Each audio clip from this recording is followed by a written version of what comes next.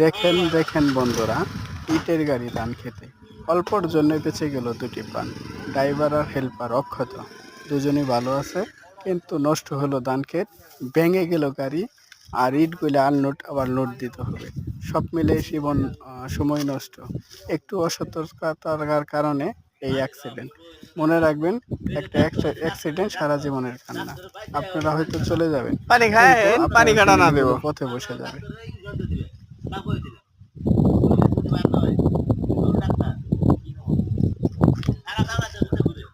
Hello, হ্যাঁ কি কইলেন আপনি?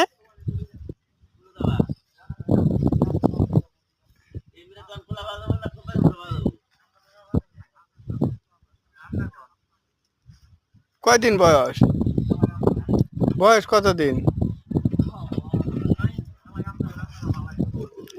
ও, 1-1.5 বছর হয়েছে। ওটা ওটা কিমির ওষুধ কবে খাওয়ানো হয়েছিল? ও, ওটা যেন আপনি সিপ্রোসিন ট্যাবলেট খাওয়াইতো। আপনি তুলসুর বাজার যান, তুলসুর বাজার যান, তুলসুর বাজারে যাই সেটা ওই যে কালাম আমার দোকানে যাই সেটা ফোন দেন, আমি বললে দিতেছি। আচ্ছা, ও বিকালে গেলে স্বামীমের দোকানে গেলেই পাবেন আমারে, ওষুধ নিয়ে দিবনি। আচ্ছা ঠিক আছে। আচ্ছা, হ্যাঁ পাতলা না সব বন্ধু, আপনি বিকালবেলা স্বামীমের দোকানে যায় ওষুধ নিয়ে দেবনি। কোন বাড়িটা আপনি?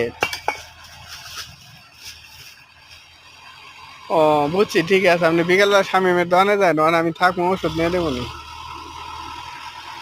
আচ্ছা ঠিক আছে। আচ্ছা।